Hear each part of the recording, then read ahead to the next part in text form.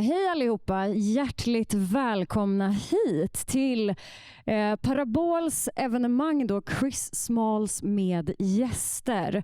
Och vi på Parabol har ju då haft äran att kunna bjuda in Chris Smalls från USA för att bland annat prata om facklig organisering, hur det hänger ihop med internationell solidaritet och annat. För er som inte vet så är ju Parabol en tidning som har funnits i 2 år, eller typ 2,5 år. Och det är inga betalväggar, utan det ska vara fokus på fördjupning och analys. Det ska vara längre texter, det är inga pop-ups, inga reklam, alltså så. Så att det är menat att här ska du kunna liksom lära dig någonting och fördjupa dig i någonting. Vi kommer ta cirka 20 minuters paus och sen så kommer vi tillbaka till del 2 och där kommer ni också få möjlighet att ställa frågor till panelen och till Chris.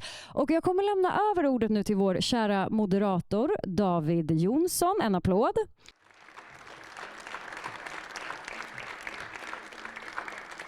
Och David kommer då presentera våra panelister. David har ju då en facklig bakgrund, alltså bakgrund som facklig organisatör inom Byggnads, är skyddsombud för Vision och sitt internationella fokus har han i AES solidaritet.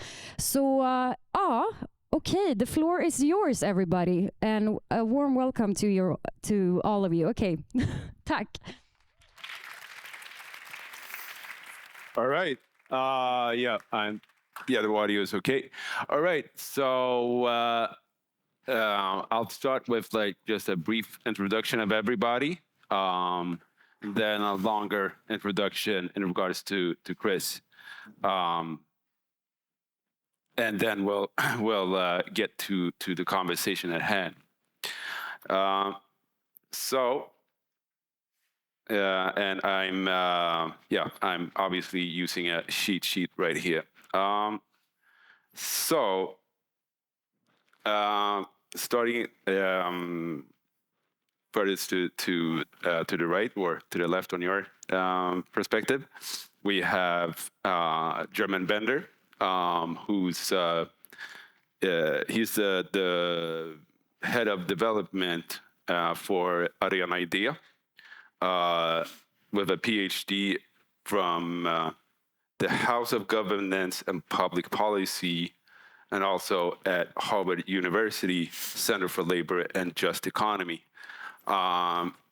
He's the author of the book, a book on the Tesla strike, frontalkrock, Tesla-strejken om kampen om framtiden. And generally a scientist within the Swedish labor market.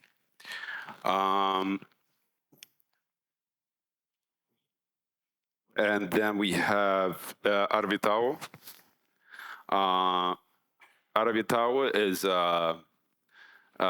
pretty much the equivalent of the job that Chris had in the US, meaning lagerarbetare, or I'm actually not familiar with the term in English, but yeah, everybody gets what I'm saying, right?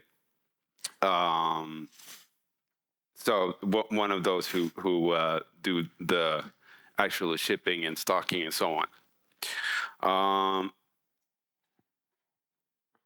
And he was one of those who pushed for Handels, the union he's representing, to boycott Israel.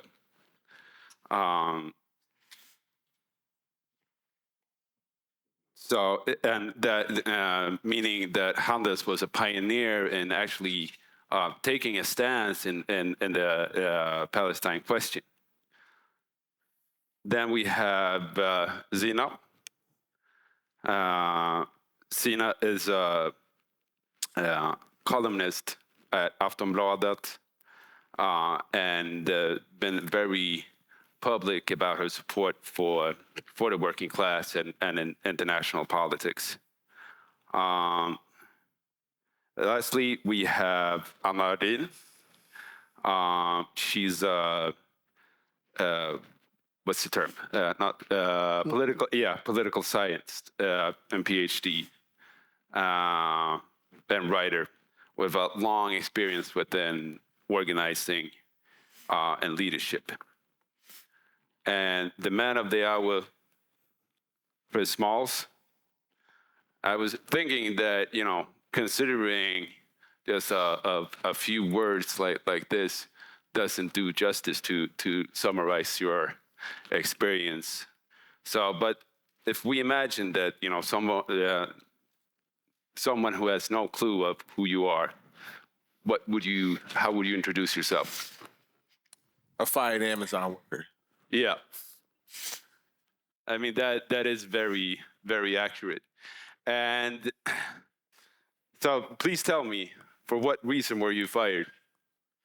Well, going on 5-6 years now. Now, yeah, it seems like yesterday, but in 2020, I was fired from Amazon when I led a walkout over COVID-19. I was pretty much considered the Amazon whistleblower.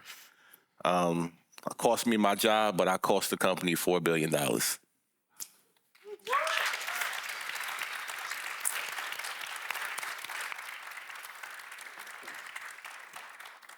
And ever since you were fired, and I mean, like technically, the reason you were fired was that you were somehow in violation of the COVID type of restrictions, right? But that was pretty much a bullshit reason, considering that most others had been in contact with the same thing. Meaning that any reason they can find, they will just use it to magnify that. But like we all know the real reason, and to my knowledge, you actually fought this in court and lost, and looking to fight again, right? Yeah, so what happened was, the Attorney General, who's still the Attorney General of New York, Letitia James, she took my case. I tried to file a class action lawsuit on behalf of the class because I didn't want to make it about myself, but I want to represent everybody. But there's no justice. There's two different justice systems in the United States. And as a Black man, I can tell you there's not much justice for us in the legal process. So I didn't put all my eggs in that basket. Instead, I continued to organize even though I was fired. I started a nonprofit called the Congress of Essential Workers. And after this leaked memo came out, which Jeff Bezos signed off on, he was the richest man in the world at the time. He was making about $13 billion a day, $9 million an hour, almost $5,000 a second. And he decided to sign off on a smear campaign about me, calling me not smart or articulate. But ironically, he also said to make me the face of the whole movement, to unionize against Amazon. And when somebody in that room leaked that conversation to the New York Times, it catapulted me into the media again. So I just took that opportunity to use my platform to continue organizing and my nonprofit.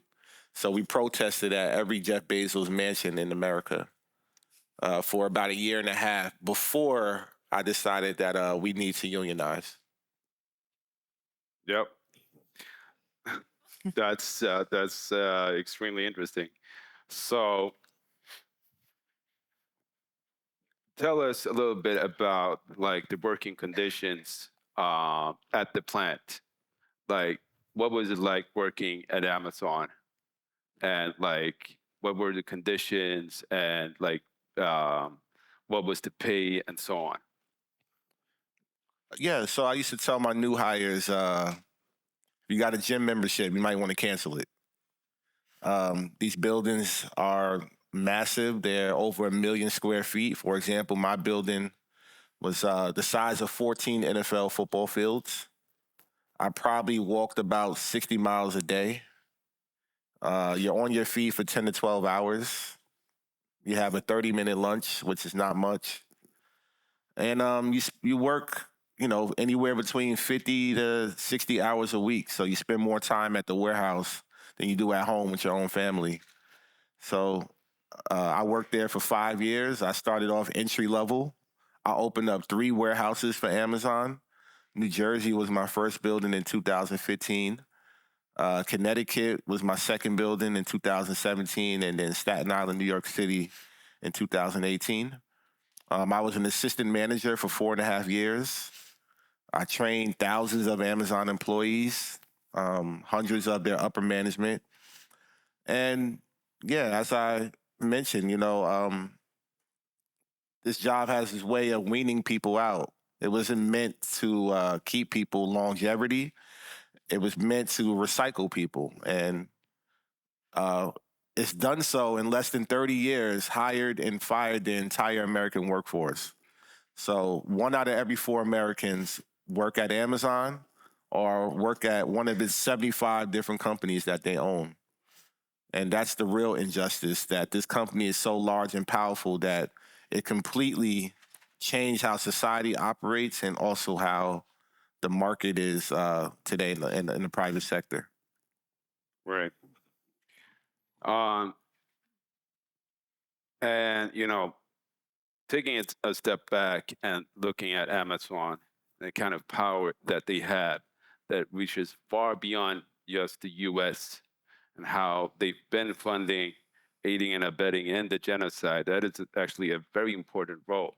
Now, both you and I are wearing the keffiyeh, and that's not a fashion statement. That's a statement of solidarity, right? Because I would be remiss not to mention the fact that you were part of like the flotilla, and you have taken up the cause of the Palestinians.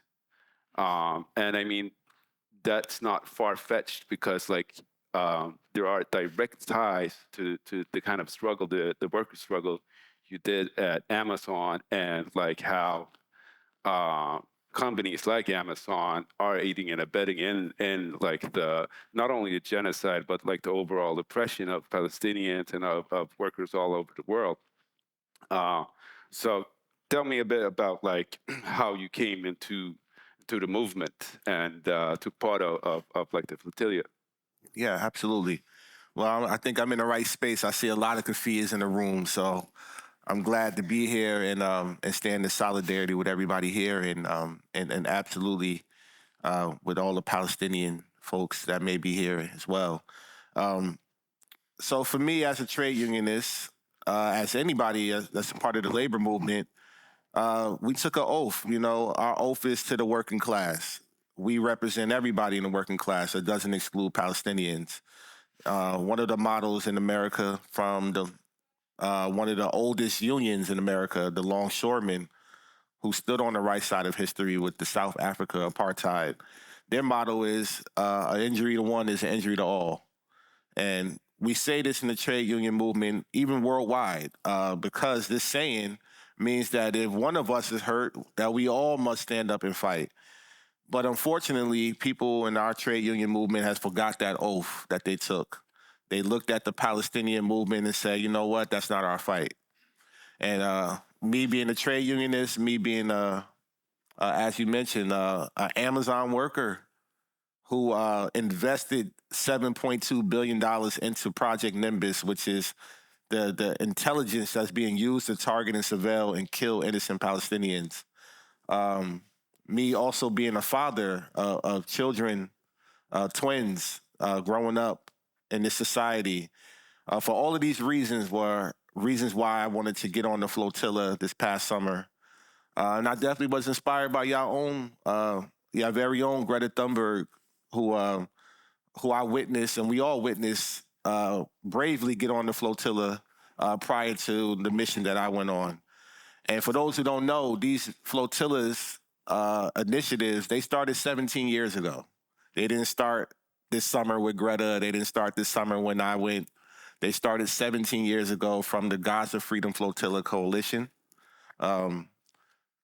Unfortunately, since they started, only 6 boats have made it to Gaza.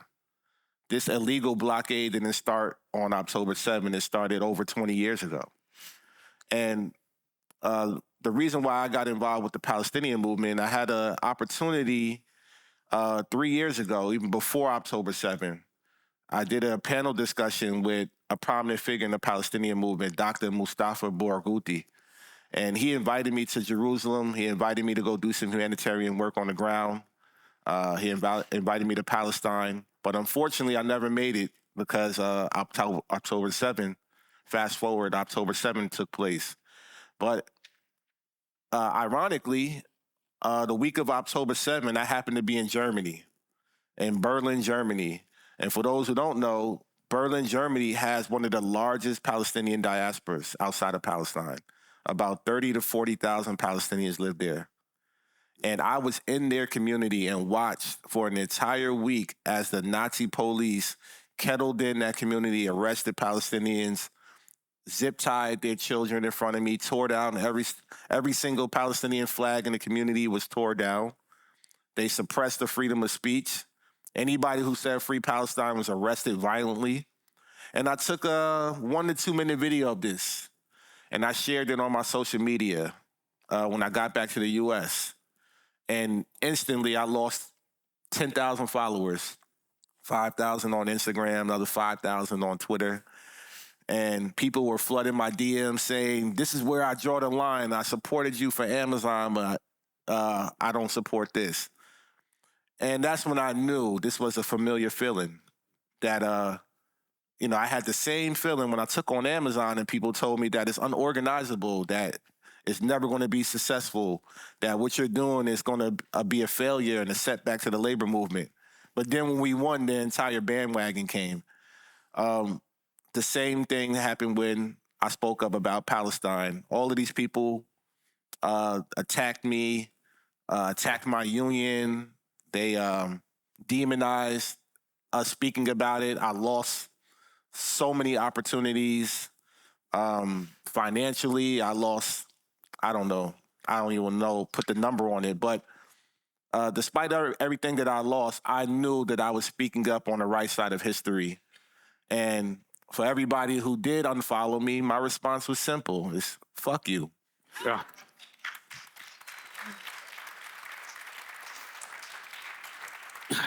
Right, and this actually perfectly segues to the topic at hand, because here's the thing: what makes labor union work and what makes actually things happen is when you stop being polite and actually do stuff.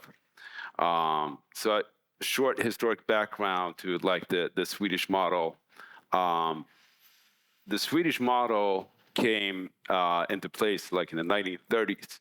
What preceded that was one of Europe's highest rates of strikes, and wildcat strikes especially. Now, considering the legislation at the time, like wildcat strikes was the strike to do, right?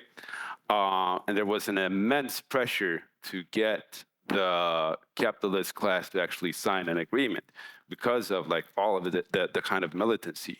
And this militancy was expressed in many different ways, but just to give you a sort of example of the mood at the time, in the union newspapers, they published the names of a scab and said, so-and-so is a scab. When you see him, treat him as he deserves. That was an actual thing, and the scab, in order to be accepted back into the union and with his coworkers and so on, he had to pay for an ad and come out with a public apology of, I'm so sorry, my brothers and sisters, I was a scab, and yeah, please forgive me. That was actually these types of practices. And throughout, there's been this sort of militant tradition coming from the construction workers union myself. For a very long time, we had the concept of botsittning, meaning if the salary wasn't up to par of what the union thought it would be, you would just sit down, have a coffee, and talk, right? And you had all of these types of militant types of actions. Another very concrete example that I think the construction workers union probably wasn't alone with was the fact that if you weren't part of the union, they'd just break open your locker, take your shit, and throw it out. Because like you hadn't paid your dues, so you don't get to like take advantage of what we have negotiated and got for you, right? There was this type of militancy, and you know it was from the ground up.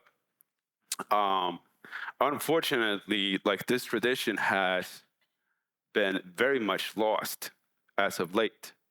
And we're coming to like the situation of where we actually look to you for inspiration. Because like that legacy of militancy, while still there, has been extremely repressed, and in many cases from the unions themselves, unfortunately. And speaking of which, I think this might be the perfect opportunity to like talk about like the different experiences of like how the situation is now in this year of 2026, and like what can we learn from each other. I'll give the word to German to begin the conversation about like your historical and the current Tesla strike, what's going on in Tesla, and yeah, what would be the path forward? Well, thanks for the question. I don't know how much into detail I should go, but I suppose that all of you, I'm supposed to speak English, right? Yeah. Okay.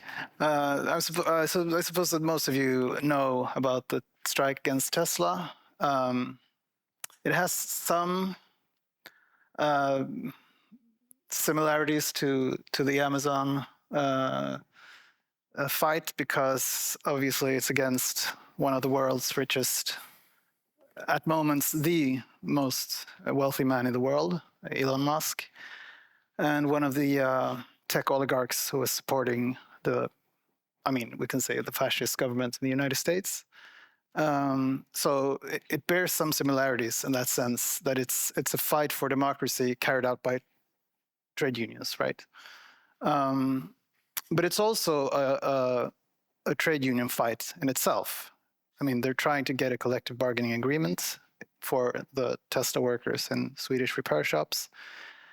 And that's the main reason why they are on strike. And they've been on strike for a little over 2 years now. It started in October in 2023. And it's the longest strike in Sweden in modern history, perhaps in the last 100 years. And there doesn't seem to be any, viable solution to it. Tesla is refusing to give in, and they don't have a collective bargaining agreement anywhere in the world. And they don't want to sign one here because probably they think that it could be used as an argument in other countries, especially, I would assume, in the United States and Germany, where they have much more employees than in Sweden. They have like 350 employees, so it's not a big thing. But in the United States and Germany in total, I think they have about 80,000 employees. So it would be really costly for them there. And it would also allow unions to influence the decisions in the company, which in itself, besides the cost, is something that Elon Musk wants to avoid at any cost. But so Tesla is really ideologically convinced and has a lot of money and resources to keep this going pretty much indefinitely. But that goes for the union side as well. They also have huge resources. I mean, not comparable to Tesla's, of course, but enough to keep this strike going indeterminately.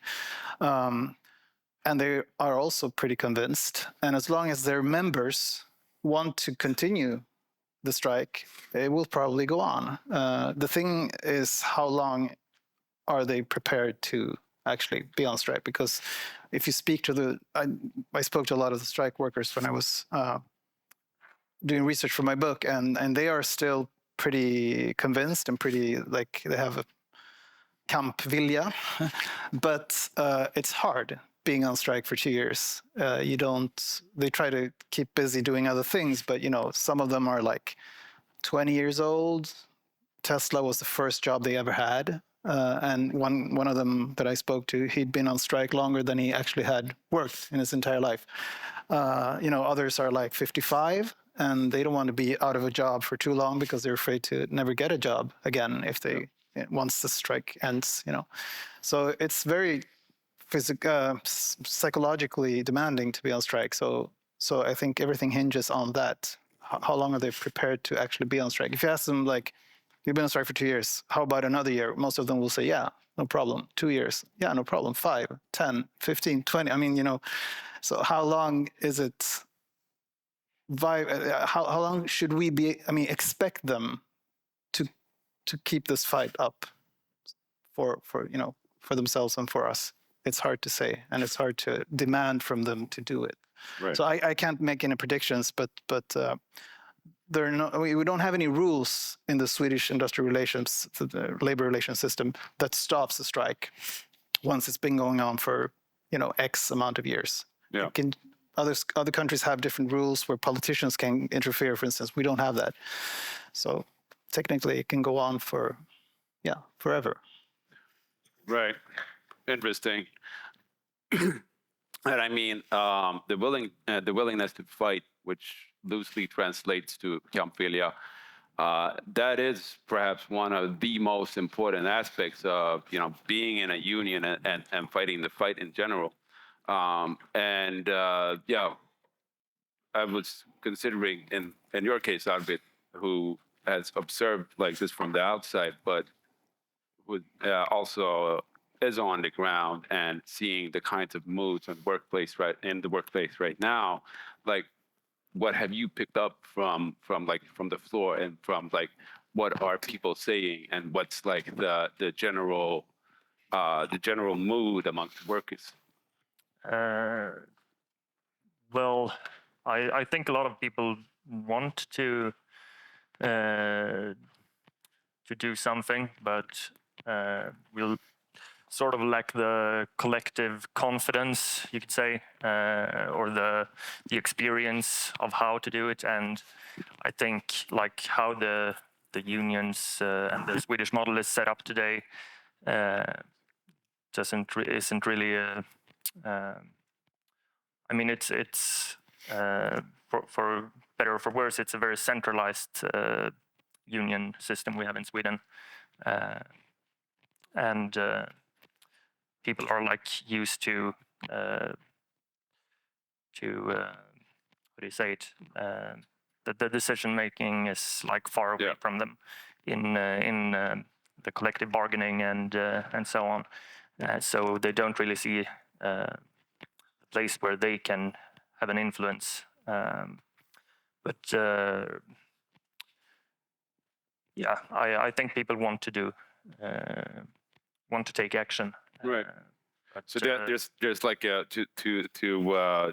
just to clarify, there's a willingness to fight, but there's not necessarily a know-how how to fight the fight. Yeah. Exactly. Right. Yeah. I mean, we've seen a lot of that, and I think like to a very large degree, a lot about is to just do it, which is very simple to say and much harder to actually act upon. But like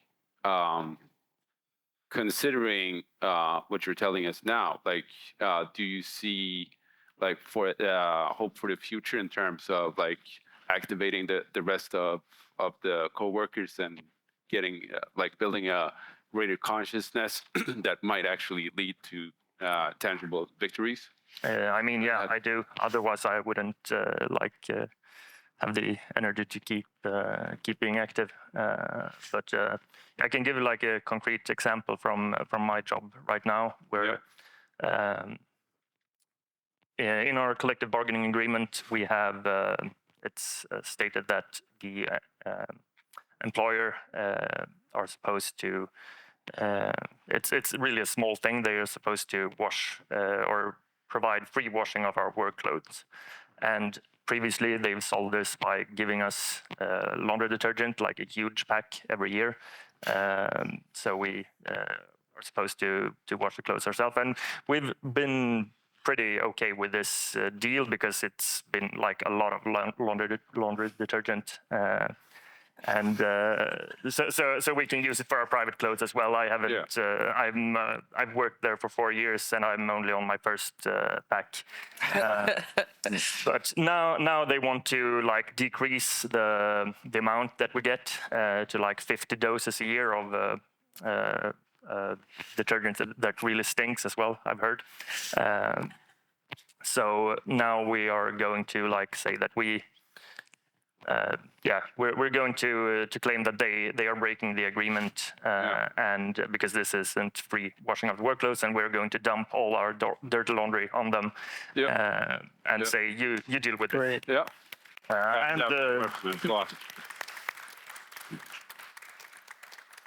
So a small thing, but people are really willing to do that, and some people have suggested taking it even farther and like coming naked to work or something. Yeah.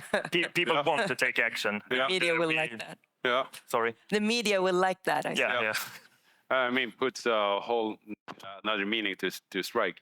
But yeah, I mean that sounds extremely interesting, and I mean that's the thing, right? That when it comes to like collective agreements, laws, and so on, these are just words on a paper until you actually enforce them. And I mean that's what that's the missing component in many cases, that you do have the laws, you do have like the formal rights to this and that, but they're not being enforced because of like the unions had compromised so much to the extent that, you know, even a thing like this has to become a fight.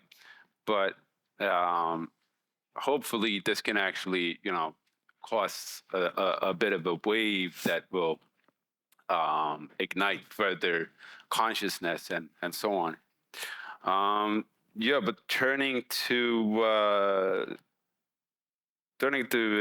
Zina, considering that you've written a lot about like these kinds of different workplace struggles and so on, and considering that we're in a historic low of, you know, days on strike in Sweden, are you seeing anything shifting within like the Swedish labor movement in general, or like what is the like overall picture that you're seeing from your viewpoint? Yeah, well, the strength about the Swedish model that you were talking about is that we have historically had a really high degree of unionization. Like IF Metall, it's really easy to organize them, but then we have the restaurant and hotel unions, and that's so much harder because they're not the same typical workers that we've had before, and we don't really have the same degree of unionization. What Chris did is something that's really amazing in this time, because you organized people the way the Swedish workers used to organize in the 30s, 40s, 50s, and this is and because it's not only to activate people. We have to have like a sustainability, and people need to sustain this fighting spirit. But I've seen two things. I have seen two examples of when the unions were actually doing a really good job here and when they made a worse job. So if I start with something that I really thought of, is that a lot of when after October 2023, there were a lot of health workers, there were a lot of teachers, there were a lot of journalists, and they said that they are killing our colleagues in Gaza. Why can't our unions speak up? And they didn't speak up. And we have a really low degree of conflict in Sweden because we're like, okay, but we're gonna make this work in another way. We don't have to fight so much. But it went so far that they never said a word. They tried to organize and no one said anything. So I think that a lot of people who were in the unions actually said that, well, this is not my union if we can't even speak up towards these war crimes. So that's something that I think people will remember, that they tried to push and push and push, and it really didn't happen. But then we have this fascist kind of law, the law of denunciation, angiverilagen. And from this point of view, the unions were really good.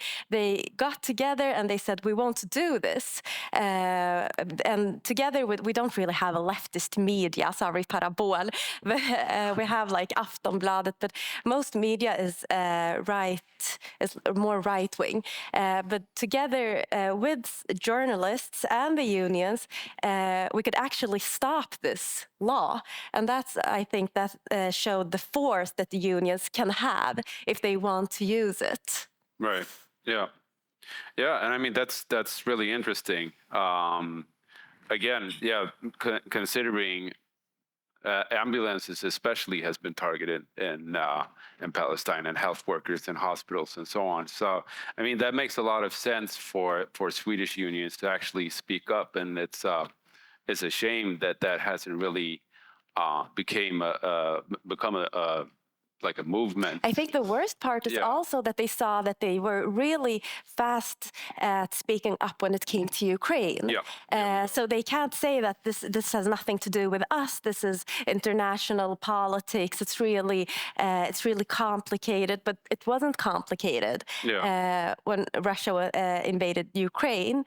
So why should this be? This hypocrisy, I think a lot of people also turned against. Yeah, and I mean that is a very fair question, and I mean considering the state of Sweden, but yeah, we can definitely get into that a bit later. I was thinking.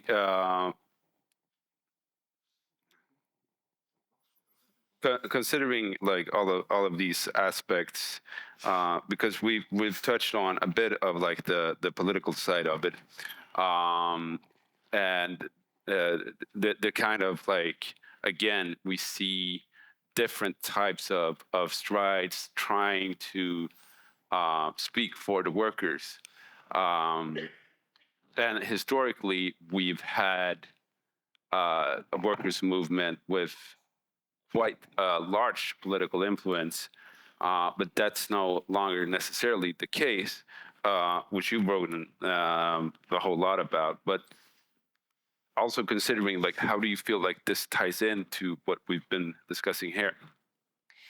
I think it's really important that we see like the bigger picture. I think it's that we're talking about Palestine and the workers here. Like, what is the bigger picture that this fits into? What's happening? What is happening is that we have a few people that is gathering everything to themselves. Like, we have less and less people owning more and more all the time. And that is like a system that they're trying to create. And I've been calling it the Gulf model, where people are not citizens anymore. They are just workers. And that is what's happening. And that's why it's so interesting with Israel and Palestine, because this really illustrates what they're striving to achieve globally, that a few people have no citizenship, and other people can just take their land, take their lives, and make them slaves, basically. I mean, and we see that with a lot of politics today, in that we have all these suggestions already on the table, like withdrawing citizenship, even from people who don't have a citizenship, expanding the prisons, putting people in prison for longer and longer times, making them work without money at all. And it's like, and we take away the citizen rights, we shrink the civic space so that you cannot organize this way, you cannot organize that way, you cannot not organize if you're a Muslim, if you're Black, if you're that and that. Religious movements should have no money, and so on. And then for every movement that you shrink the space, you kind of mobilize the people that doesn't like that group. And then you mobilize other people for that group. And in the end, there is nobody left, you know? So they're kind of creating an anthill. We're supposed to be the ants and just like go in their directions. And we already have, I mean, they can mobilize those systems that we already have in place, like the unions. They can be mobilized to achieve parts of the anthill if we're not careful. I mean, so that's why it's really important to do the grassroots movements and the work within the political parties and within the unions, that so that they cannot be used for these means. I mean, I'm active mostly right now in the church, and that the struggle is going on in the church every day, because there are groups, these people who want us to be ants, they are getting into the churches as well to use the churches, and we are fighting back. So it's not like, oh, we should just cut off all the churches, because right now in Sweden, the churches, in my opinion, are doing quite a good job.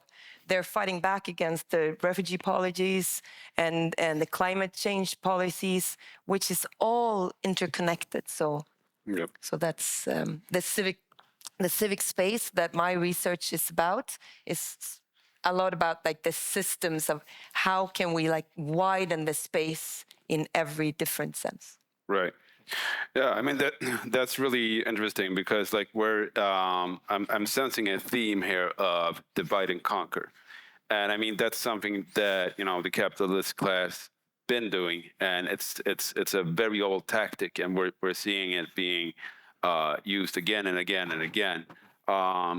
And I mean, we see it, for example, with what you mentioned, Zina, about like the angiverilagen. And I would say like there's you used the more formal translation of it, but I'd call it the snitch law, because I mean that's basically what it is. You snitch on people who might be here without the clear status and so on.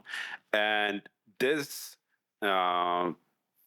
I think this very much ties into like the situation in the U.S. and like what's going on in different plants of Amazon and so on. And this probably sounds a lot of this probably sounded a lot familiar to you. Like, but what have you done in the Amazon labor union to try and combat that type of divide and conquer? Like, what ways do you see moving forward to like actually unite the workers?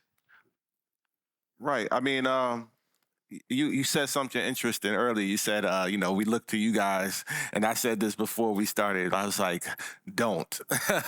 The U.S.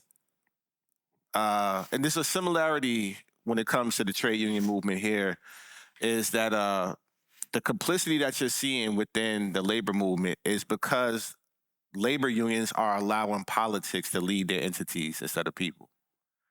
And that is the biggest downfall that we all experience around the world when it comes to the labor movement, is that politicians, there's this sentiment that politicians is going to wake up one day and give the working class what they need. And we have to remember and remind ourselves as working class people that politicians, I don't give a damn who they are, how progressive they are, they're never going to be our savior. Never in the history of any resistance movement have we ever voted our way to liberation. Yeah. So we got to get that out of our heads. And I think that's the real issue, is that people believe that, politicians or politics are going to save us, when it's really the other way around. The union membership in our country is in the single digits. It's trash. And the private sector in the U.S. is 6%. And the public sector is 9%. And every day that number is declining, because these jobs that are being created are artificial intelligence, which is coming for everybody's job. So when people ask me, how the hell did you beat a $2.2 trillion company like Amazon? The formula is really simple. It's power of people when we come together. There's nothing that they can't calculate. Well, they try to calculate, the profits they make, the people they hire and fire, but they cannot figure out grassroots organizations. And that's what we have to remind ourselves, that they may have all the money, may have all the power, but we have all the power because we're the labor. If we don't go to work, nothing moves. And that is our strongest weapon. At the end of the day, if I don't get up and pack this box, Jeff Bezos, no matter how much billions he makes, he's not going to no warehouse. If the workers at Tesla ain't moving those batteries, Elon Musk ain't going to put them batteries in those cars. So we got to remind ourselves how valuable we really are and who's really the billionaires. And unfortunately, we're in a society, as you mentioned, the belly of the beast of the U.S., the capitalistic society of the world. You know, that's the wrong place to look for encouragement.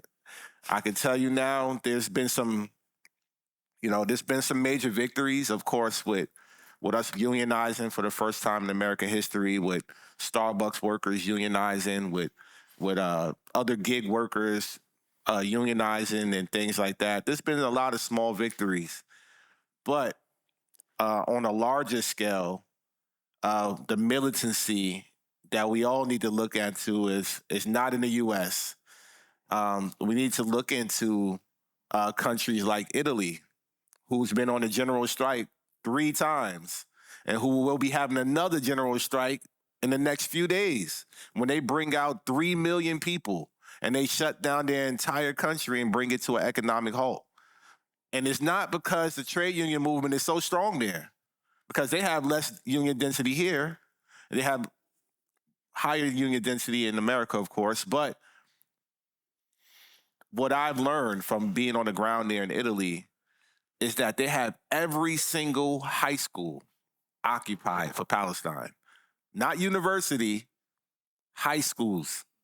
They have all the universities occupied. They have all the high schools occupied. And when the trade union movement called that general strike, the people just followed. Nobody thought about, oh, do we need infrastructure, or do we need mutual aid, or what are we going to do if we don't, how we're going to survive our next paycheck. The community, all the mom and pop businesses, all the transportation workers, all the dock workers, all the small businesses understood the assignment that Palestine is a red line. And when the unions called that general strike, the people follow. And that's exactly what we need in other countries and other parts of the world.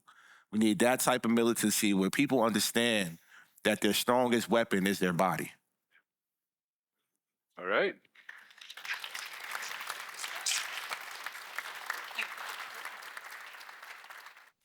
The Pinkertons, an old favorite organization of the labor movement, right? Apparently, the current Pinkertons that's still alive and still around are now owned by a Swedish company called Securitas. So that's that's a blemish on the Swedish reputation, right? Mm-hmm. But like in general, as a more general question on both Pinkertons and these kind of union busting type of companies, like obviously Amazon did pour millions upon them and try to, in order to discourage the union effort.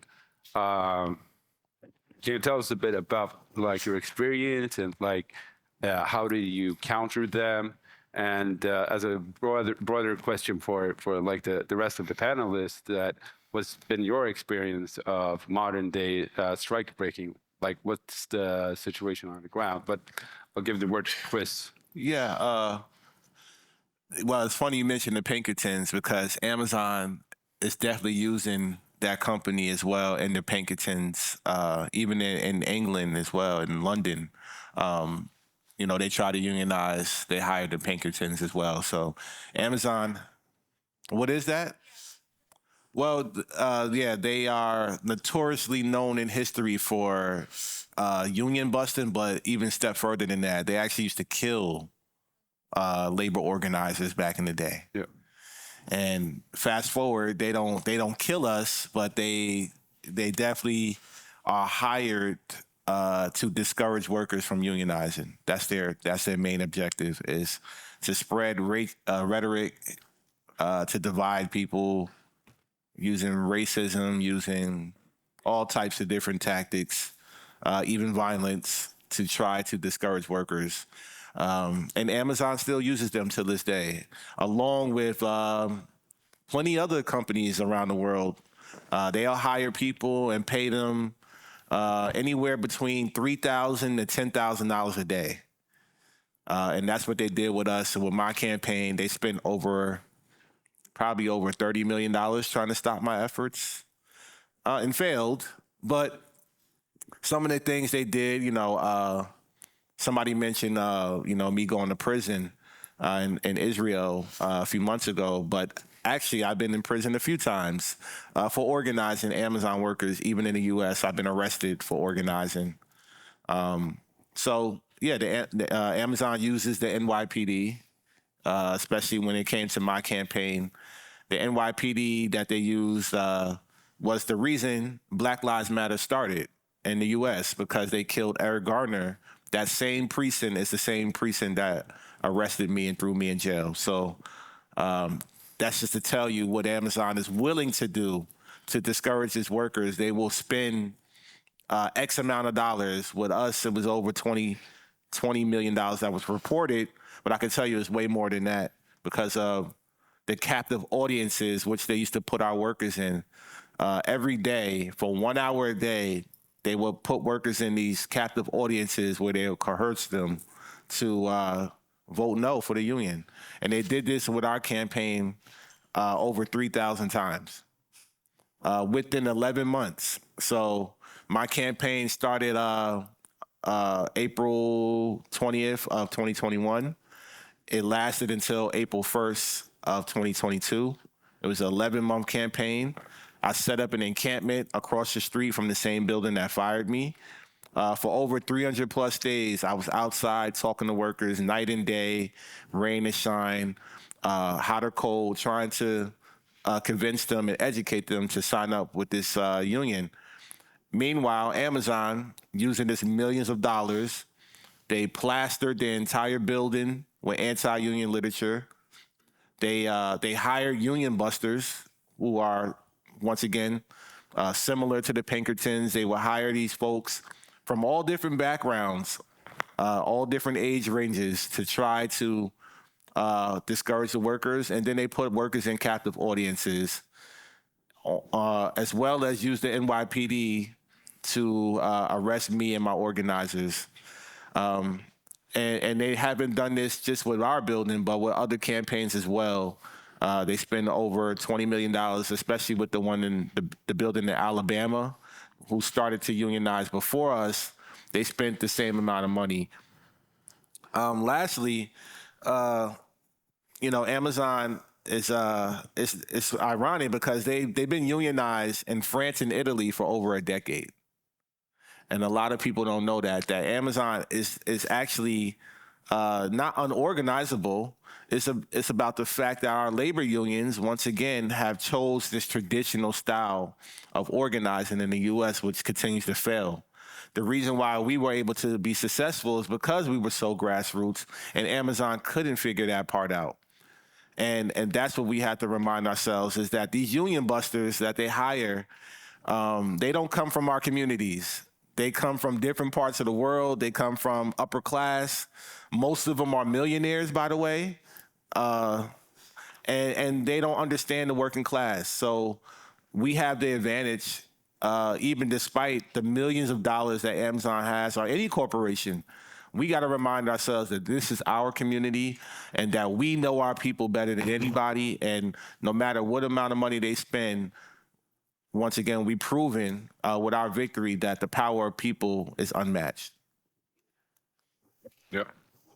I mean, that's a really powerful statement. And yeah, I mean, that's at the core of it, right? That, when you get the workers together and you actually form a grassroots campaign, that's much more difficult to counteract than, say, more of a top-down kind of model where you try once and that's it. Really gathering the support of all of the workers, that's something else. That requires a whole lot of other efforts. But tying this to you, Arvid, who's actually on the ground and seeing it, I remember this is quite a while ago, but I mean, there's been different attempts to form yellow unions here in Sweden, very often led by people with absolutely no traction at all within the broader masses, and they usually fail quite quickly. But like in general, and in my experience, that's been more common in Sweden rather than outright union busting.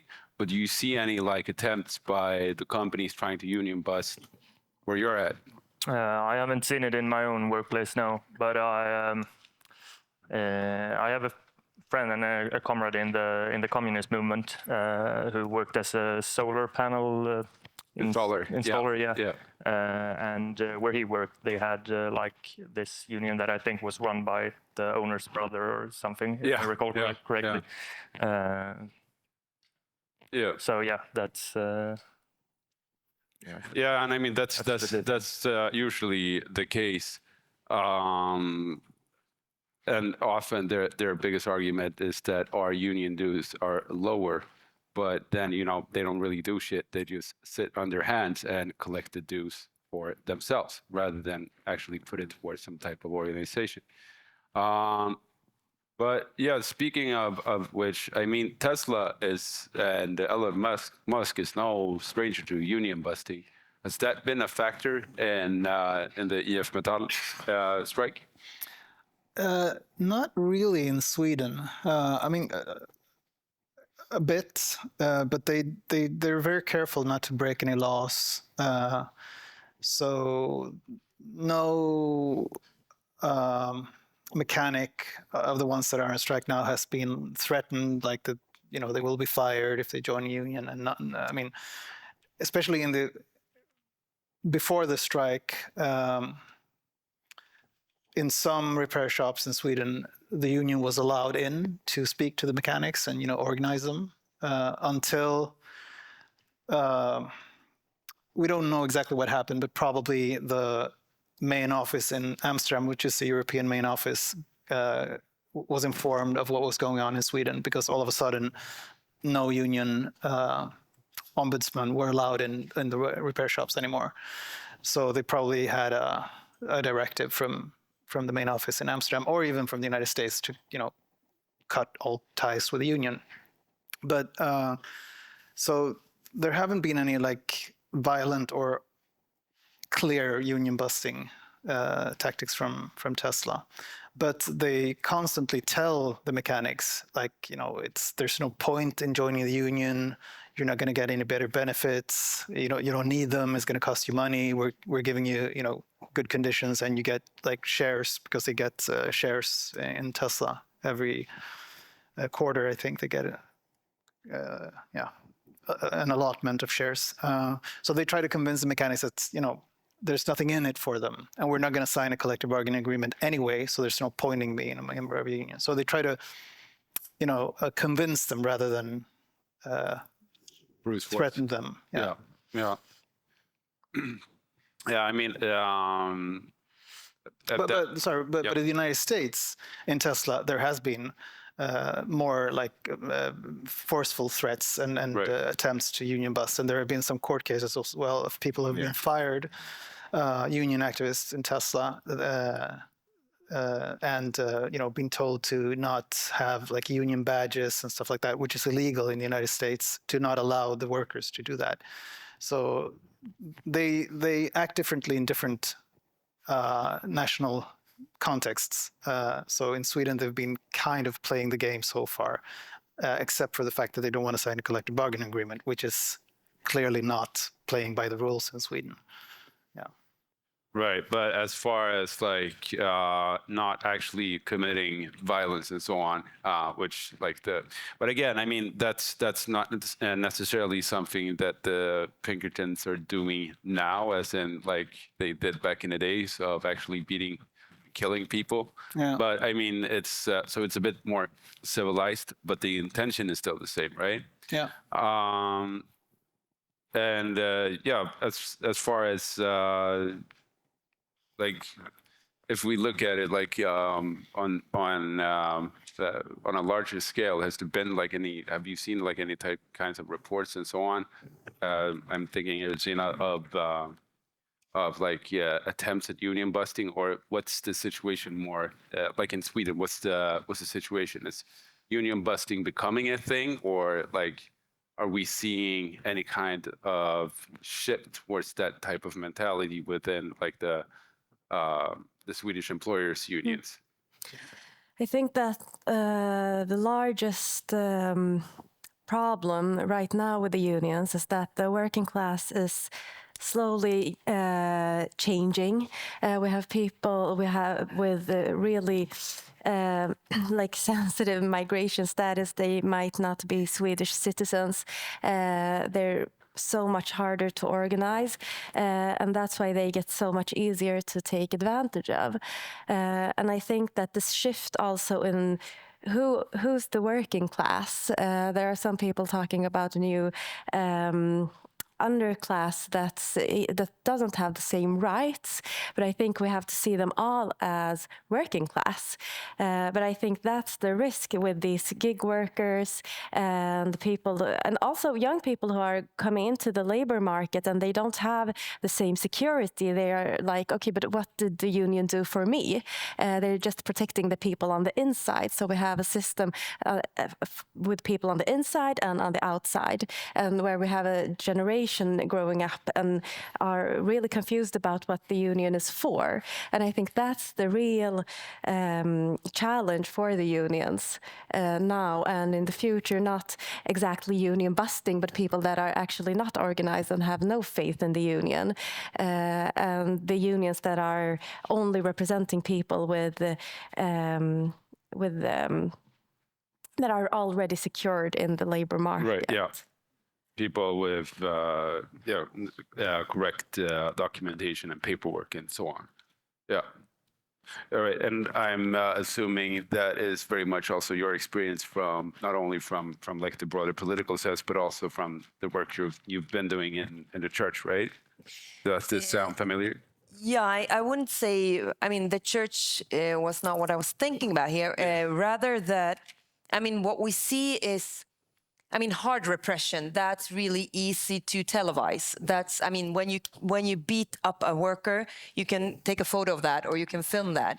But what's happening globally is that they're developing strategies for soft repression. Yep. Like you take away advantages from people, like you threaten them with losing their job, for example. That's like the starting point. But there are so many different ways of putting soft repression on the unions, like changing the leadership, like infiltrating, getting people who are not affiliated with the actual workers who take a lead of the unions, who just don't run the issues that needs to be run anymore.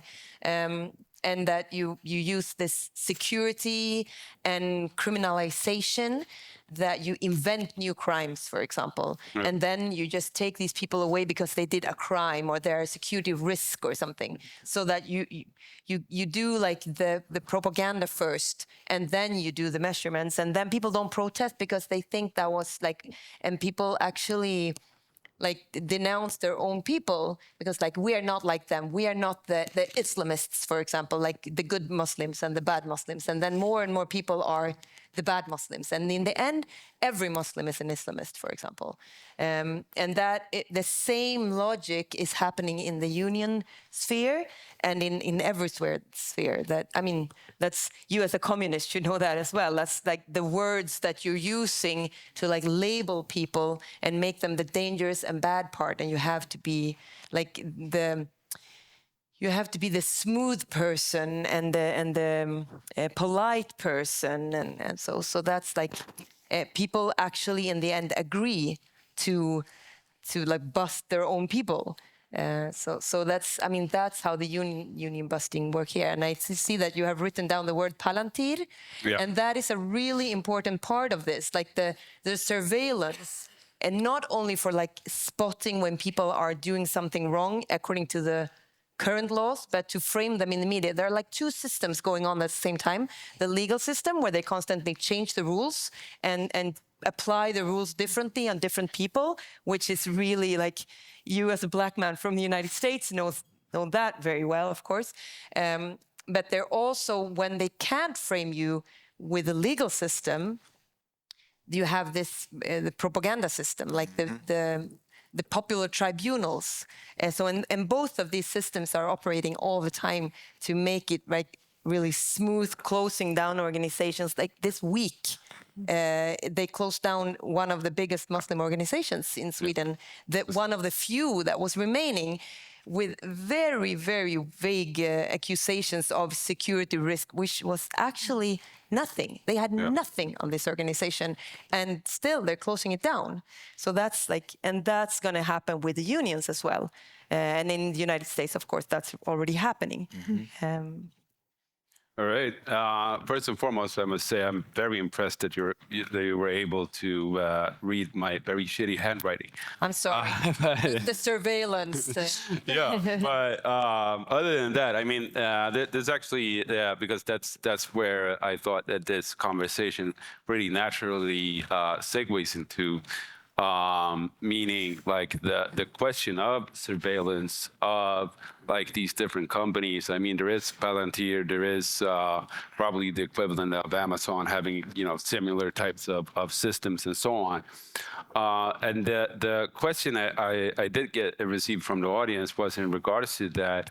And do we, can we envision some type of starting some type of broad front against these types of repressive measures? Because, I mean, this is something that will affect all of us, no matter like what kind of organizing we're doing, right?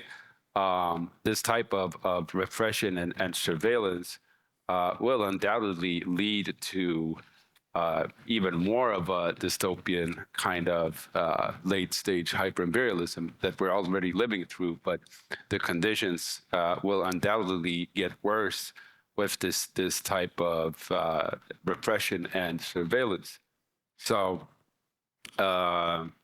obviously, historical examples and current example has shown us that in order to really combat these types of tendencies, we need a kind of a broad front.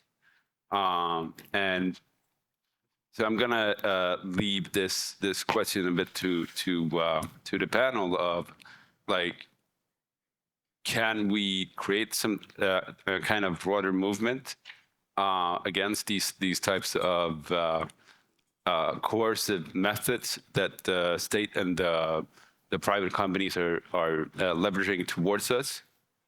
And like, what can be done now in this moment in union organizing and organizing in general to fight and combat this? Like, and here I'm thinking of like, Chris in particular, you probably do have some kind of experience of having fought like algorithms and so on. So go ahead and tell us a bit about your experience of having fought this. Yeah, well, definitely dealing with Amazon and its $1 billion, enterprise that it has, $1 trillion, I'm sorry, $2.2 trillion, and 2.5 million workers worldwide. You're talking about a behemoth of surveillance that they impose not only on their workers, but on everyday citizens around the world. Amazon has its fingertips in the entire military industrial complex. You can look at their payroll. They have government officials, they have military, they have CIA agents, they got Mossad.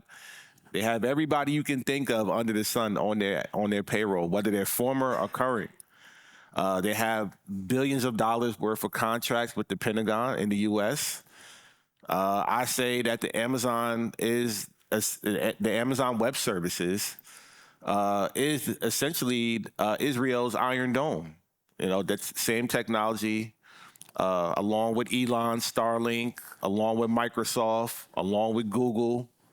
All of these companies have their fingerprints all over these genocides and endless wars around the world in some capacity. Amazon is probably the leading forefront of it, even when it comes to ICE. Right now, ICE and Amazon is working hand in hand. Every single police department, if you have a Ring camera If you have, one of those doorbell camera systems, those are directly tied to the police departments, which that data is being collected from Amazon Web Services, is being handed over to, once again, go after immigrants and go after, now it seems like, Americans as well. So, you can look at my journey. I was surveilled heavily. I was followed in, with unmarked cars, unmarked vehicles, plenty of times from leaving protests. No surprise, I'm on Canary Mission. You're looking at one of the only labor leaders in the U.S. That's heavily doxxed. I'm on terrorist lists. I'm on the ADL list. I'm on the anti-Semitic list. I'm on Israel's watch list. Israel has definitely been tracking me since I've been released from prison. There's been documents and things like that that's been sent to me of how they surveilling me and how they watch every protest that I'm doing. So yeah, we live in a police state. We live in a surveilled state. And, I understand how capitalism works. And I think we all do. And if you don't, let me tell you, capitalism works by three things: causing doubt, causing fear, and causing division. And that's how capitalism thrives, by dividing people the most. And when we live in such a surveilled police state in a capitalistic society, there's not many options for us to do outside of our own community organizing, but to use the tools that we're given to create our own propaganda. And that's what I tell my organizers, and I tell people on the left all the time, that we may not have the money and power that the opposition has, but we do have some tools that we can use to combat that. And once again, goes right back into the grassroots efforts, is that we have to create our own propaganda. We have to create our own media outlets, our own independent media, our own journalism to lean on to listen. And I tell my mom and parents and older parents and grandparents, stop watching legacy media.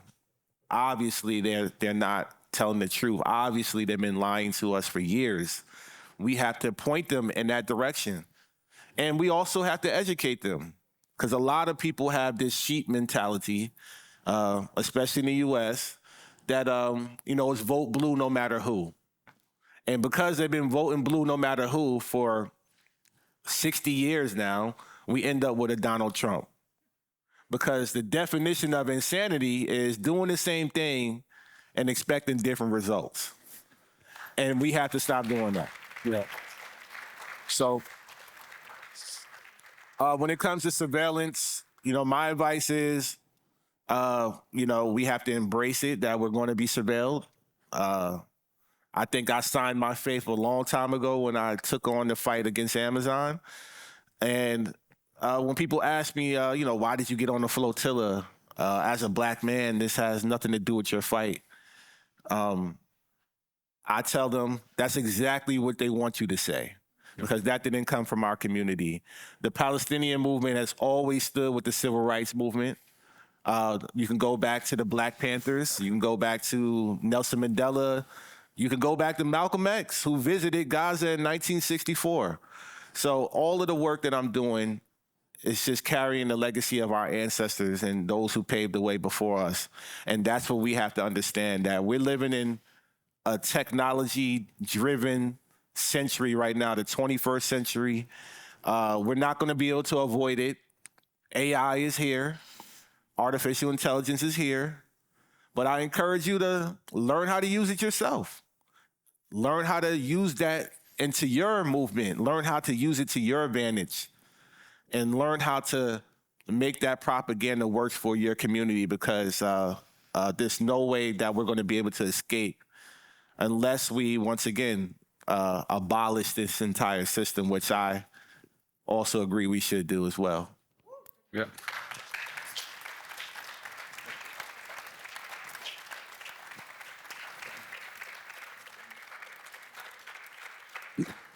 Yeah. I mean, that's pretty much the answer, right? And it's almost unfair to pass this question along. But I do feel that perhaps, does any other of the panelists feel like you want to touch on this question as well? Anything in response? Yeah, go ahead. Yeah, just like this is the surveillance is important in very many different ways, like as a part of what is making money. I mean, Sweden is really important in the surveillance industry. Together with Israel, the Saab and the Elbit, they have a very close cooperation with the United Arab Emirates, developing this surveillance systems. For example, we have the Global Eye, which is a system that you put on an airplane and that you fly up, and then you can see everything down to like small parts, all the way until the rounding of the earth. So you can see, you don't even need a masked car to follow people around. You can see it, and then you can recognize people's faces, and then you can do huge maps of organizations. So like in the United Arab Emirates, every 3 persons who regularly meet, they know that. They have a list of every organization. You don't need to register an organization. You just have to meet with the same people, and they know that. And they have been testing this on the Palestinians because they have cameras all over, and they just recognize where people are, and they know everything. So that is one of the reasons why they can pinpoint every organization and kill people. And the Palestinians are really good at like knowing this as well. They have escaped these surveillances to an extent that, I mean, Swedes have no idea what is going to happen with this. Like, they frame it as a security matter. Like, we need to film you so that you're going to be safe. I mean, the security police, I don't know if you've seen, but in the metro, they have this commercial, like, we protect your freedom. It's like, no, it's like, that's not what you're doing, you know? Yeah. So that's, I mean, you have to like see through that and do what they do in Asia. Like, they have masks, they fool the systems as well and organize anyway. And also, as you say, like, just, we have to buy this and just keep organizing anyway, because that's the only way forward. Yeah. Yeah, and I mean, that's the thing, right? That's the fight. And no matter what kind of obstacles they throw our way, we need to find different types of ways for us to fight back. And I mean, the answer seems to be pretty much the same answer as it's always been, meaning we need to really mobilize the masses. Because I mean, that's the thing that we do have. Like, when it comes to power, we do have the actual power to stop things and to you know, make the whole capitalist system to stand still. That's within our reach, and so far they've been able to mask our power for ourselves, and they've been able to convince us to fight each other instead. But we are seeing more and more people are getting more conscious, and we're seeing throughout the world, Italy being a prime example of that, of people being fed up. I mean, and as you mentioned earlier, Chris, about like the legacy media, they won't tell you about that. No. And they won't tell you about all of the successes and wins that we're getting. Because here's the thing, I don't think anybody here is looking to, you know, lose graciously, but rather we want to win, right? That's the whole purpose of this, to actually fight and win. And with that in mind, any panelist that wants to discuss a bit, or rather, what's your view on how do we actually fight and win? I'll give the word. Yeah, that's a, yep. Can you hear me, everybody? Stand up. Okay. Can you hear me, everybody? Yes. Yes. Okay, great. I have an example of what I think is a sort of common modern day dilemma when it comes to a union situation in Sweden, of which, since you guys are experts at this, I'm really curious, like, what do you do in this situation? because I got laid off from my last job as a teacher, an online teacher, and they had lots of economic problems, so they were laying people off right and center, saying it's because we have a lack of work, but it's the exact opposite, basically. And just keeping, you know, this laying all the work on fewer people. And everybody's kind of going down, you know. But the union, I guess also because they don't really have a clue on what the working situation is like, just signed off on the deal. And they said yes to every single person being laid off. And so I can't do anything. I couldn't do anything with unions' help because they're the ones who agreed to this in the first place. And they're not, I mean, I call them up and they say, no, we can't do anything. Our hands are tied. The deal has already been done. You've said yes to your boss. And I know that if I organize a strike, I'm probably facing a lawsuit against a pretty big corporation, not a corporation, an organization. And then you're kind of stuck in the middle going, what are you supposed to do? And I have a feeling that this is the kind of situation, the different variations that happen in a lot of working places in Sweden where the union is not aware of the situation and has already, you know, done all the negotiation and just signed off on something that either they don't understand or that they're not willing to fight for. I mean, to me, as a teacher, the unions have always been incredibly meek. So what do you do in a situation like that? And how do you, like, yeah. What's your question? I didn't hear anything. Okay. You have the solution. If you give it... Ja, vänta en sekund så ska jag snart få ljud. Jag tänker att vi gör så här. Let's do like this. We will take some questions from the audience and we will collect like 2-3 of them to the panel and people you can also like direct if you have like a specific question to any specific panelist. So yeah, you can just say that. Okay, so I'm sorry. So your question was like, what do you do? Like, yeah, okay. What do you do in her situation? Absolutely. Do we have any more questions from the audience? Okay, I see a hand over there. Okay, you over there. Let me see. With glasses. Wait for the microphones.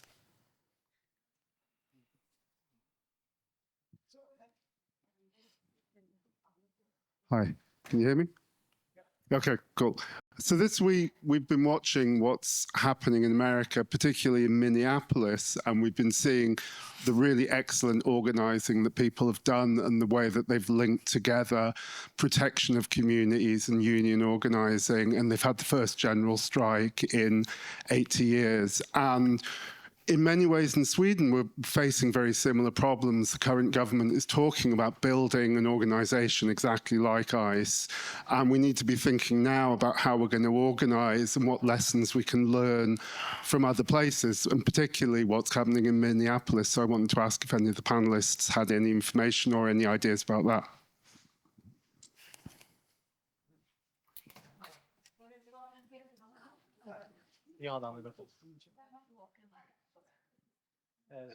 Are you going to answer that question first, or?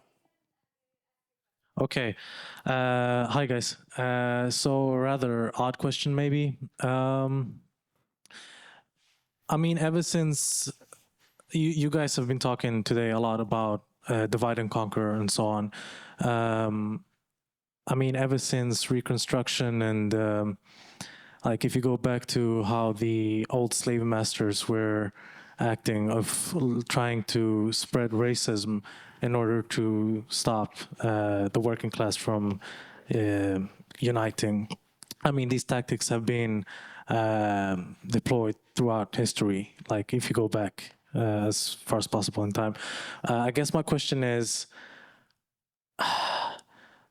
how do we, like I look, for example, at someone like Fred Hampton, who went to what we would call the crackers, the white trash, the so on, and he wasn't afraid of reaching out to them as well, those people, because he saw that at the end of the day, the working class, regardless of you're black, white, brown, yellow, this is a struggle for us against the top. I guess my question is kind of, how do we reach out to those people who, white people have been so heavily propagandized of being so anti-us? Because do you guys believe it's worth it? I believe it's worth trying to reach out to them, but how do you do that? I guess that's the question. Yeah. All right. Wait, there's one more question. I mean, I ain't gonna be able to remember all these questions. Fortunately, I did write them down, so we're good. It's okay, Chris, I won't remember them either. But thank you. You actually asked the question that I had in mind. So congrats, you don't have to remember this. Woo, cheers. All right, so I'm thinking we can just concentrate at the questions at hand. So the first question from the audience, or rather, this wouldn't be the first because those previously one were from the audience too, but this round of question. So the first question was, what do you do with a meek union that doesn't really do anything in regards to actually helping their members who are so far removed from the members that they allow any kind of treatment without really knowing any effects on the ground? So, I mean, yeah, if we begin with that question, what do you do with a union that has pretty much lost complete touch with the membership base? Any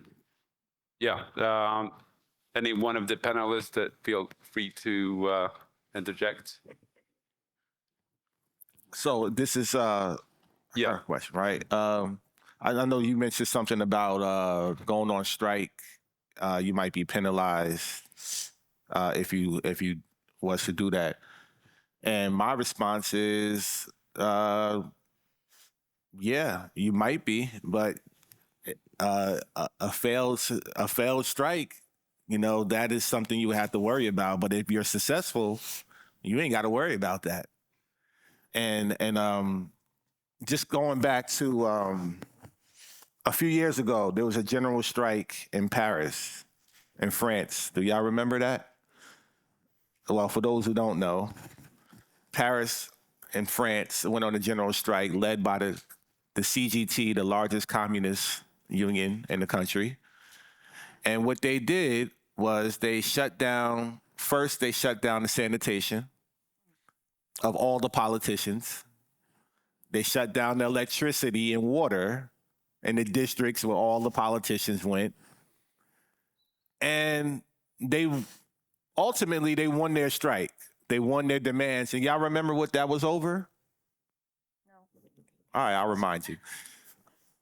Age retirement. Yeah.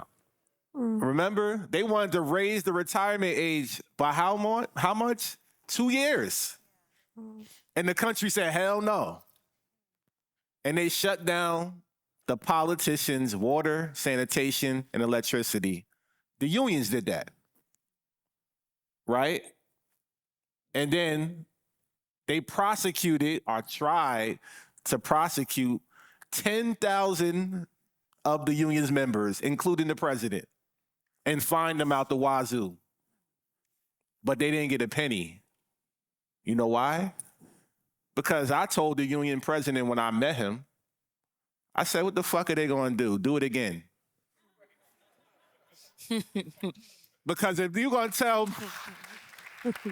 you're talking about 10,000 people. They can fine you all they want. Who's going to turn on their water? You are. So fucking shut it down again. So my response to you is, if they come after you, make sure you got your army behind you. Start talking to your coworkers, your colleagues, educate them on what it is, what they're putting on their line, their job, their career. You can't have 1 foot in and 1 foot out. It doesn't work that way. You got to have both feet in this fight. So if you're willing to go on strike, a successful strike, you ain't got to worry about what's going to happen or who's going to come after you. Because if they do come after you, guess what? Now you have that power to do it again. And that company's going to lose, you tell me. So that's what you got to understand is that, yeah, you might have to sacrifice, because that's what we all have to do as organizers. We all have to sacrifice something. Anyone else feel free to butt in? Yeah, we're running out of time. Ska vi säga Arvid, hade du? Yeah, Arvid? Yeah, it's pretty much what Chris said. And like the communists said in the 70s, in that case, you would have to put the union aside and organize with your workmates. It's easier said than done, of course. Always is, but I mean, there are plenty of examples of people who have been successful in the past. I'd suggest looking up Frances Tuloskorpis blog. She's sitting a few rows behind you, hopsnackat.se, is that right? Yeah, which has a lot of examples on stories of how people have organized themselves in or outside of the union structures, and when they've been successful. And All right, yeah. That's a general good idea. Go ahead and read about Folkrörelselinjen. I think I might, kind of intertwine the two questions we got from the audience because they're kind of related.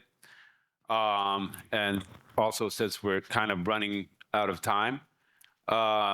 But yeah, I mean, the example of Fred Hampton and Rainbow Coalition is a very interesting example and a very successful one. I mean, so successful that, the FBI and the Chicago PD had to team up and kill him.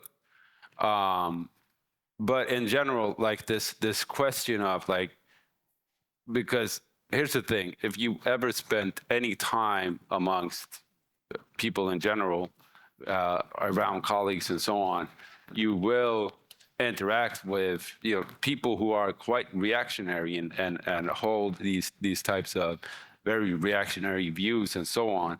My experience has been to combat that and not necessarily meet them on the reactionary stuff, but rather highlight the unity of the workers and like the benefits of doing so.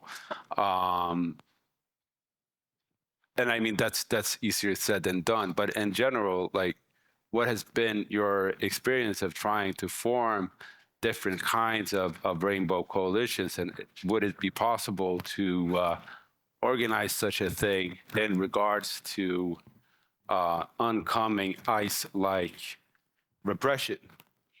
So yeah, that's my attempt to intertwine the two questions. I hope the members of the audience agree with this type of framing. But yeah, I'll let me piggyback off of that one as well. So for those who don't know, Staten Island, New York City, where my union is based, is the only red borough out of the 5.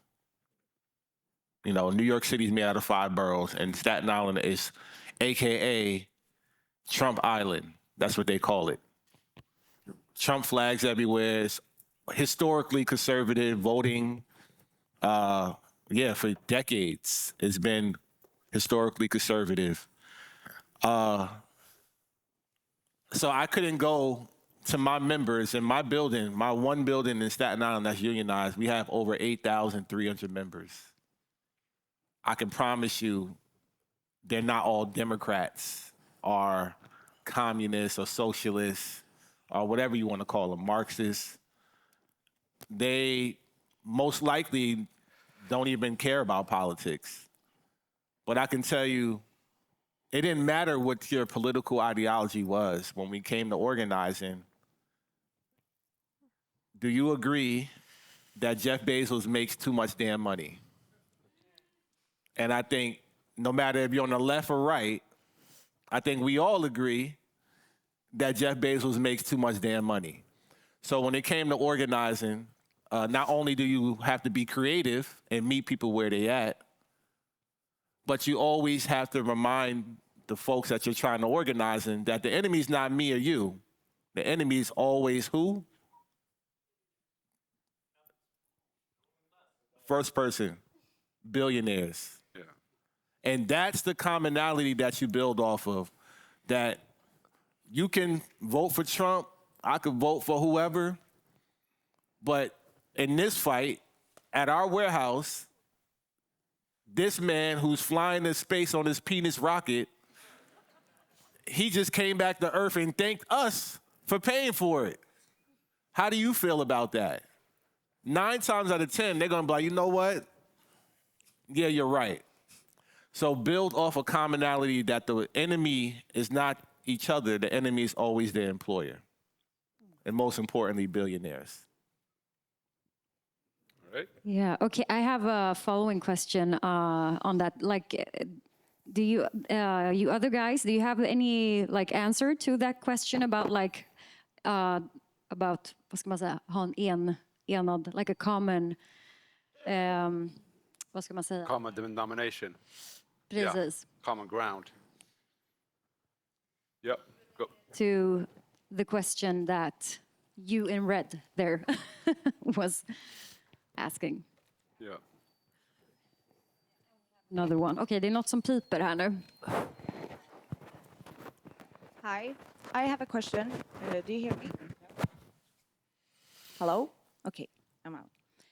I have a question. How do the unions work together? Are you separate cells, or do you ever communicate with each other? Because, I mean, there are things that unify the workers' unions across the different, union parts, like workers. So, for example, this minimum wages that we have in Sweden now for immigrants, like 29,000 something, that should be like, if that's the minimum wage for coming into Sweden to work, that should be our minimum wage. Then we should have something common to work for, just working across the different borders. So that's all I want to ask you. Are you separate cells or do you work together?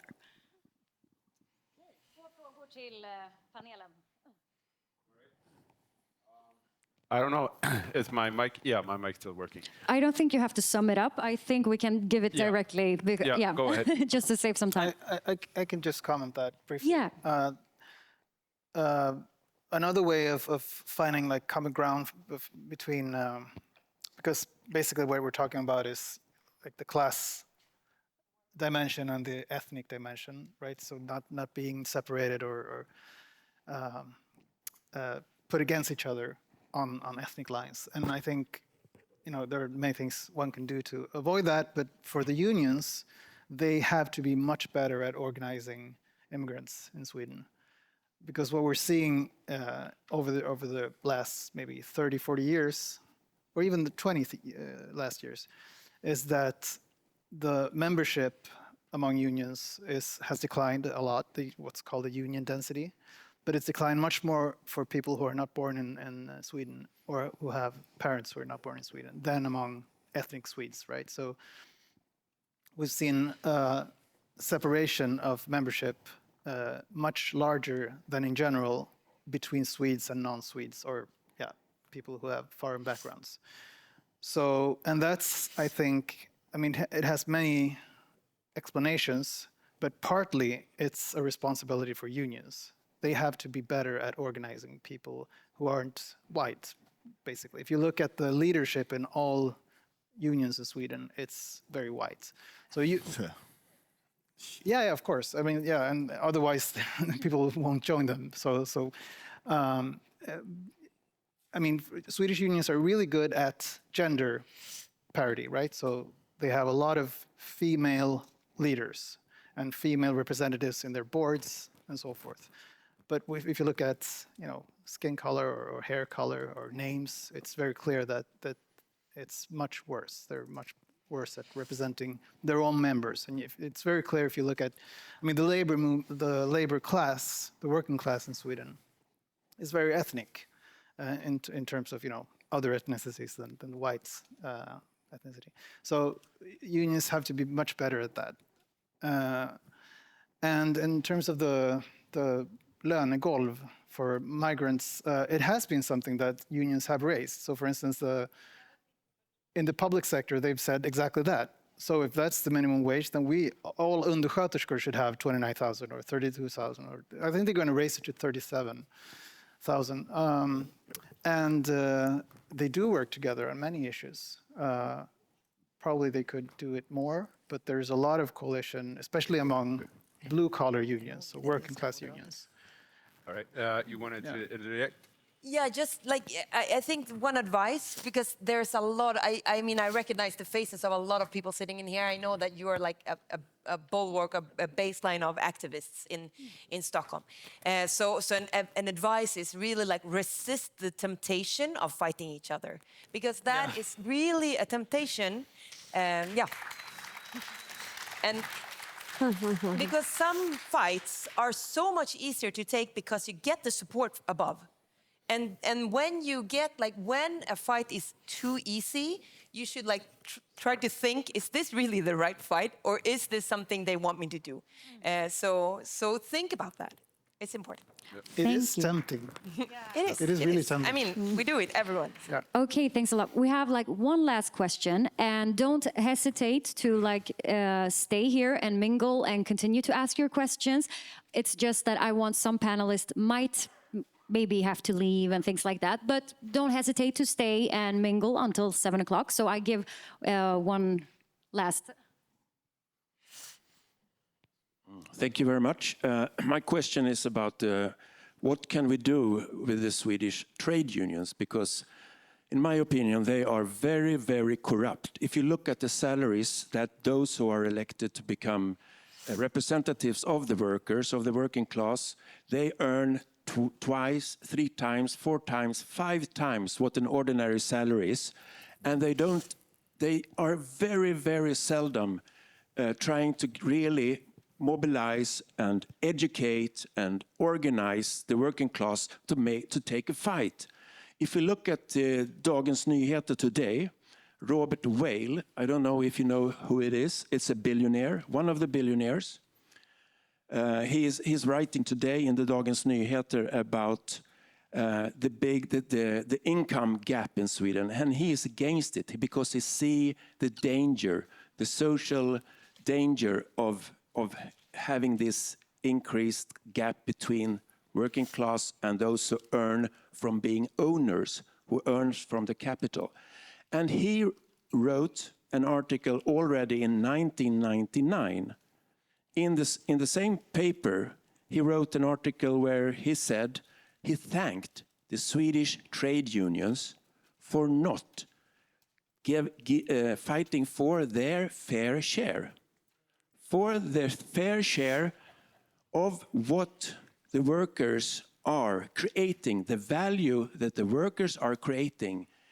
He said, thank you, the trade unions. Thank you, Swedish workers, for giving us, the billionaires, this surplus value. We are becoming rich. And so what you're doing is again, what you're not resisting the temptation not to fight each other. No, but I was asking, how can we do? I don't agree I asking you, what can we do to make the trade unions more solidaric with each other? If you look at the Tesla fight, why cannot other trade unions support that fight? There are 14 trade unions supporting the fight. But not on the ground, not really. Yes, if all the workers went on strike, so what can we do to fight and to make our trade unions become better? That's the question. Thank you. All right. Yeah, I'll take a shot at it. As you mentioned, we have the union density in the United States is 6% in the private sector. It's 70 here. It's 10 times higher. We have the highest union density in the world, I think, except for Iceland. Although it's declined, of course, it should be higher, but it's among the highest in the world. We have the strongest trade unions in the world. We could be better, but I mean, keep things in perspective. We have among the smallest wage discrepancies in the world. They should be even smaller, in my opinion. But I mean, we don't, I think it's easy to paint everything black. There are good things to defend as well. And I'm the first to say that the trade unions should do a lot of things better.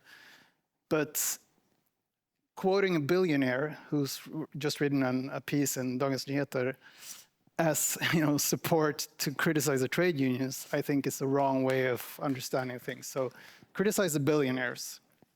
Yeah, right? I agree. And criticize if you want politicians. There's no such thing as a good billionaire. Yeah. Period. It's that simple. There's no such thing as a good billionaire. No, I agree. In order to become that rich, you got to exploit a class of people. Period. Yeah. Bottom line is, no, there's also no such thing as a perfect union. That's why they say we want a more perfect union, because we want a more perfect union. But there is no such thing as a perfect union. And when you start with accountability, accountability starts with the leadership. If trade unionists in Sweden feel that their leadership is making 4 times as much as the worker on the shop floor, it's up to the worker on the shop floor, along with their co-workers and colleagues, to hold that leadership accountable. Sure. I can tell you from my personal experience as being a former president of my union, I made a worker salary. It's in our Constitution that the president makes no more than twice the worker at the Amazon warehouse. And in fact, because my union was grassroots independent, I gave my salary back to the union so that we could continue organizing, because it wasn't about money for me. It's about fighting for a contract. Now, is that going to happen in other unions? Absolutely not. I can tell you that most of the unions, if not all of the unions in America, all of their presidents are multimillionaires. Yeah. Every last one of them. I can tell you that right now. So, have they lost some of their way? Yes, absolutely. They've lost their way. They lost their value when it comes to that. It's up to those members to hold them accountable, to change their constitutions so that the salaries of their president meets the working class standards. That's what they have to do, if that's to answer your question, as far as accountability starts from within the union. Now, to help accelerate that, you need the pressure from the outside community. Now I'm not saying start a whole campaign against unions, but there's nothing wrong with that, because I've done the same thing. I've held plenty of demonstrations. I'm even doing one now against the largest federation in America, because these unions have been complicit over Palestine, right? Somebody brought up Minneapolis and brought out the union, said something about the unions there. Well, those same unions have said shit about Palestine. But everybody's talking about ICE right now. If they don't see the relationship, they lost the plot. Yeah. So, and I tell you, I know somebody, talking about Minneapolis and America having its first general strike in 80 years. That's nothing to brag about. Absolutely not. I know it sounds like it is. It's like, oh my God, 80 years, general strike. First of all, let's talk about it. Honestly, that was not a general strike. Let's be real. Because a strike is seizing the means of production. And I can tell you now, they didn't do that. And let me tell you about the 50,000 people that come out for that demonstration. Well, guess what? We've been doing that in New York City for the last 2 years for Palestine. But the media would never tell y'all that.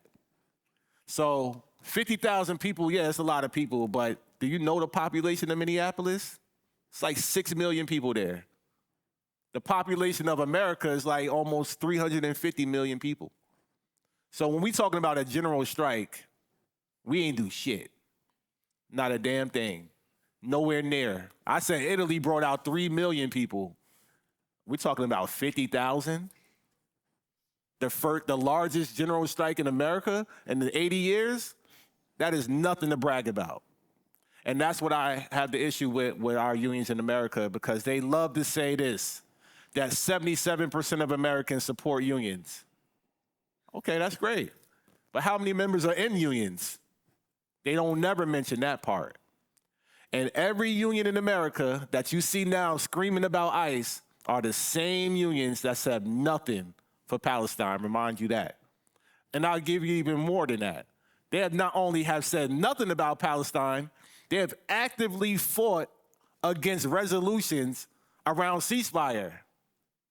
So they're not even trying to fight for Palestine. They're trying to fight against Palestine. But now, when it comes to ICE, they want to be on the forefront. So we have to hold them accountable. Yeah. At the end of the day, it doesn't matter if you're union or non-union. It's up to us, the people, to hold everybody accountable. Because this is a revolution that we are experiencing, but the revolution starts with yourself. Okay. All right. Thanks a lot.